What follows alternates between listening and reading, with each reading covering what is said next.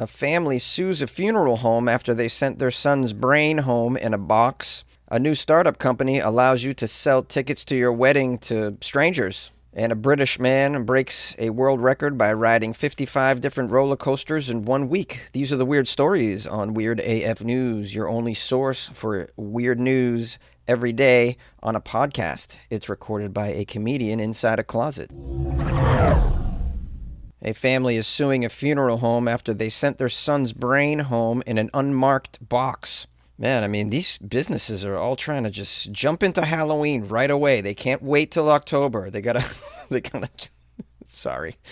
I should be more sensitive here. This is a very traumatic situation for a family. You don't expect to have your deceased child's brain sent home in a box. I mean, what is this funeral home run by the mafia? My guess is it's an intern they hired that screwed this up.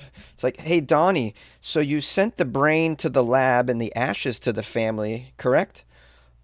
Brain to the lab, ashes to the family. Oh, man. Let's jump into the story. I'll give you some details and we can start judging and getting angry about a funeral home that obviously has no manners. They allegedly gave a grieving parents their deceased son's brain in a box, which began to then smell. It leaked into their car. Oh, this is disgusting. It got on the father's hands when he moved it. This is according to a lawsuit that was filed this week. Oh, man, this is disgusting. I mean, of all the days to know how to read.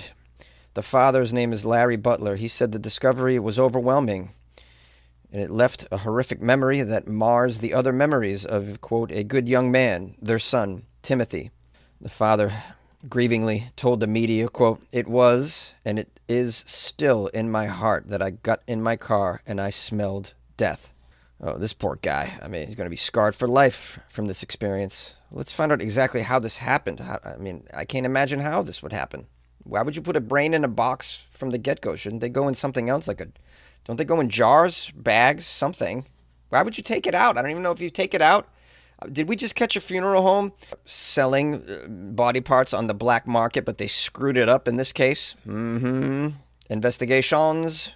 All right, so after the son Timothy's death, the Butlers had his remains shipped from one funeral home where he died in Georgia to another where they lived in Pennsylvania. So over state lines, they picked up his belongings at the funeral home in Pennsylvania, which included a white cardboard box that contained an unlabeled red box. I assume that's where the brain is. In cardboard boxes. Organs don't go in cardboard boxes. I don't know. I'm not, I never worked at a hospital or a mortuary, but that just seems like, sensitive body part 101. Even if you were shipping it somewhere to a laboratory or, to donate to someone awaiting an organ, you wouldn't move it at all in a cardboard box, would you? You can't even trust a cardboard box with certain foods, like greasy foods. Like, look what pizza does to a box over a number of days. It ruins it. You got a leaky brain? Come on. Now, it says after the mother couldn't open the red box, she put it in the car, where it began to smell after several days and leak fluids. When the father picked it up, the fluid covered his hands. Ugh. When they called the funeral home, they were told it was the son's brain and a mistake had been made. Yeah. Captain Obvious, a mistake was made. The brain in a cardboard box given to the family. Here's his belongings. Well, technically a brain is one of his belongings, but would you hand it over to the family like this? This doesn't even happen. When does this happen? Now, the company that owns the funeral homes, Southern Cremations Partners, declined to comment.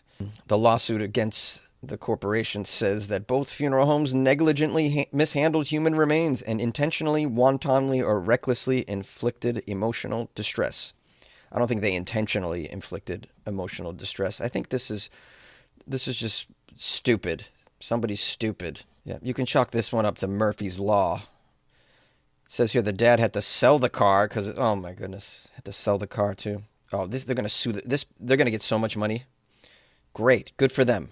Now, the lawyer for the family claimed he consulted other funeral homes and was told that at no point in the process is the brain separated from the body in that fashion and shipped in that fashion to the family.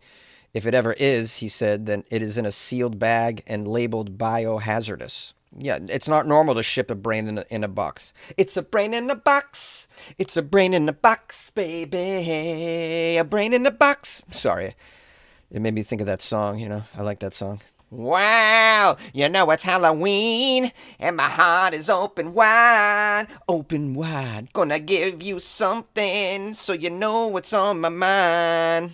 It's a gift real special, so take off the top, take a look inside. It's a brain in a box. It's a brain in a box, baby. It's a brain in a box. Oops, I think I crossed the line right there. Well, I'm certainly going to get canceled out of this closet after doing this segment and singing Brain in a Box. Well, we had a good run, guys, a few years, a couple thousand episodes. It was good. Now, the article closes out by saying the Butlers are seeking compensation and answers to what went wrong with their deceased child. They also hope the lawsuit acts as a warning so that similar incidents will never happen again. Yeah, this funeral home is in big, big trouble. They might have to go out of business. I think the courts are going to bury him, put him 6 feet under, A new company allows you to sell tickets to your wedding to raise funds. The company's called Invitin. It's a French startup that allows couples to sell seats at their weddings to help finance their event. You can even be a stranger and buy a ticket to somebody's wedding. I don't know why you would do that. I don't even want to go to my friends' weddings. Why would I pay to go to a stranger's wedding? You pay me. You pay me to go to your wedding. How about that? According to Invitin's website, they say purchase a seat to attend weddings as a guest and discover a new way to experience weddings. More than just a celebration, these events transform into immersive experiences where elegance and unforgettable moments come together. This company was founded by Katya Lekarsky earlier this year after realizing that she isn't invited to as many weddings as she'd like to be. So, you could just crash weddings, Katya. You can just look in the newspaper and see who's getting married and just get dressed up and go. There was a movie about it, as a matter of fact.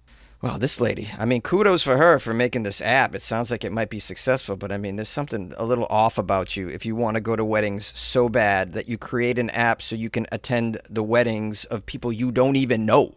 This is not normal behavior. Now, this platform sees people buy tickets to weddings to help with the cost while getting a chance to mingle with other guests. This lady who started it, Katya, says, quote, I was renting my house in southeastern France to some people who were attending a wedding, and my 5-year-old daughter asked, why aren't we also invited to weddings? I thought, what if we could pay for tickets to a wedding and help the couple getting married in that way? So that's where the idea for this app came about. Generally, there could be 5 to 10 paid strangers at one of the ceremonies, costing an average of $100 to $150 per guest. Tickets can cost more depending on the wedding in question, while there's add-ons. What kind of add-ons? Do you want to... For $700, you can cut the cake and shove it in my wife's face.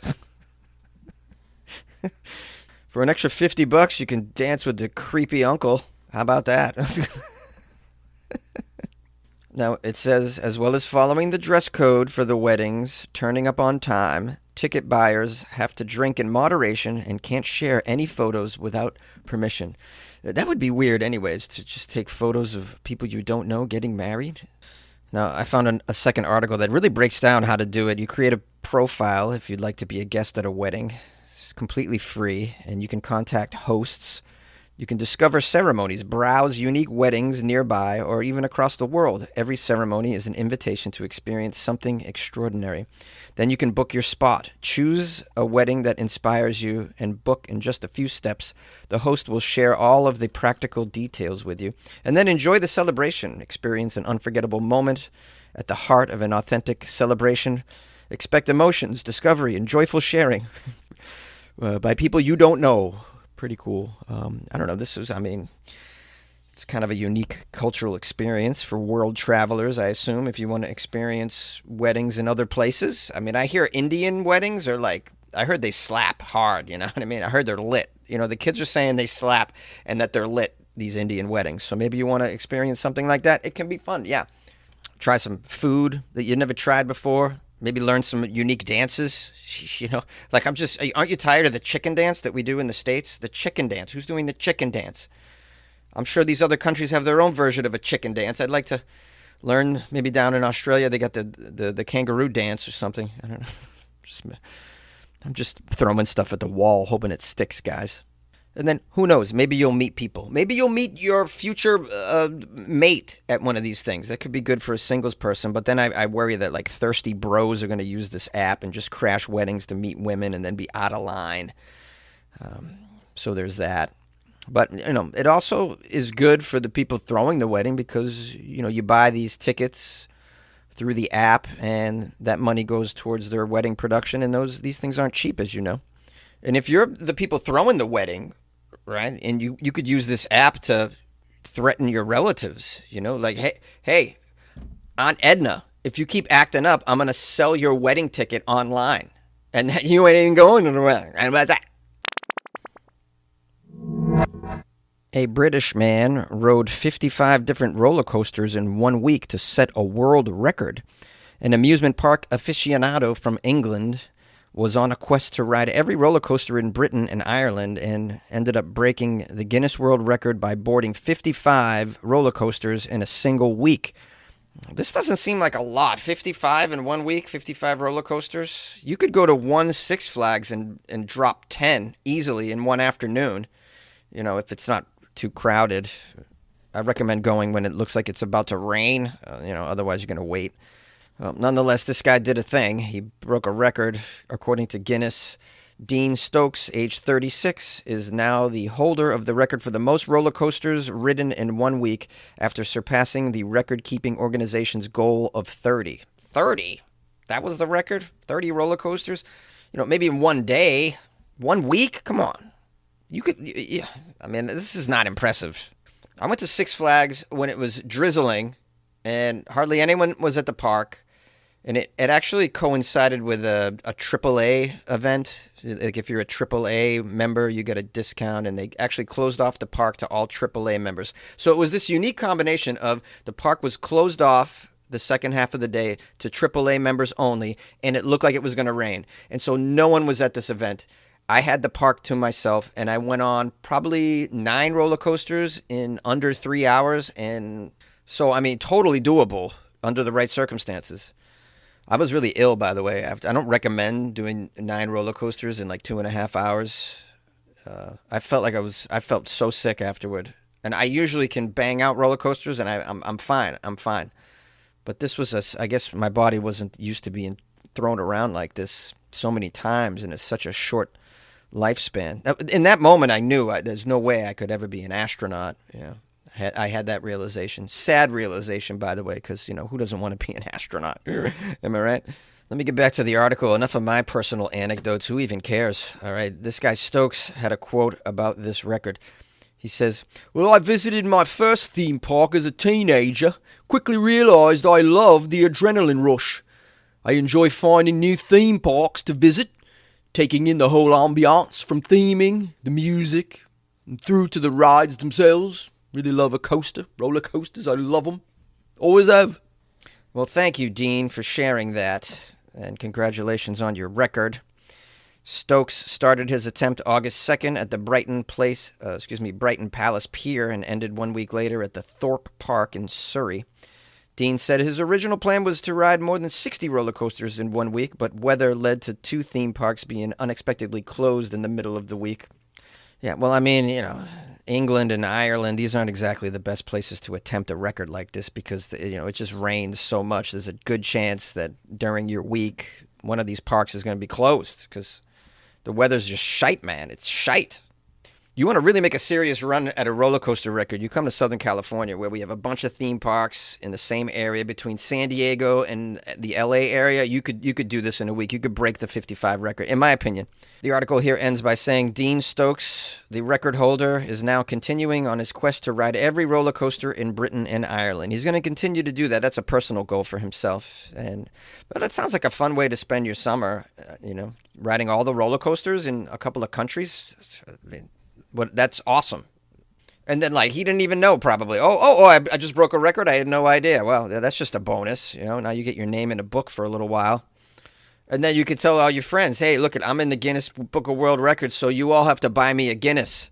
Right? Isn't that what they would do over there? That's what I would do over there. I would do that anywhere, actually. Oh, I'm a Guinness World Record holder. You should buy me a Guinness. In fact, the moment I break a Guinness record, if I ever do, my first phone call is going to be to Guinness. the brewery and be like, hey, I just broke a Guinness World Record. I'm in the book. Send me a free case of Guinness, obviously.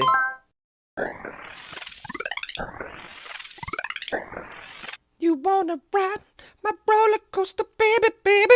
I wanna ride. Do, do, do, do. Zip, zip, zip, and a big number. I don't remember how it goes, but I used to cover that song in a Red Hot Chili Pepper cover band. I used to have to sing it. I think a lot of the lyrics in there are gibberish, also known as skibbity dibbity dibbity. The lyrics of Roller Coaster are a bunch of skibbity dibbity dibbity. Oh, that reminds me. I want to give a shout out to Nicole. Nicole sent me an amazing email with a little video of her dictionary, because I did a story yesterday about who has a dictionary anymore. So she sent me a video of her in her old school dictionary and saying skidibbity dibbity, and it was just hilarious, and it totally made my day. So just a shout out to Nicole Rentschler for sending me that clip. That was awesome. You guys can email me things anytime. It's funnyjones@gmail.com. If you come across a weird story you think is appropriate for the podcast, send that over. Send me the link. Please make it a recent story, not something from 2018. I'd appreciate that very much. If you can also drop a link in my Instagram @funnyjones. That's another way to get a story to me as well. If you'd like to support the show, I'll just say this before I leave. I have a website, weirdafnews.com, where you can buy me a coffee, or you can join the Patreon. That's a nice way to support. And if you join the Patreon, you get extra weird AF content. That's right. So anyways, that's the end of my pitch. And so I hope you have a lovely day and a nice afternoon, and everything's going well in your world. All right? Keep your head up there, kid. The world's getting crazy, but, we got each other here on Weird AF News. All right?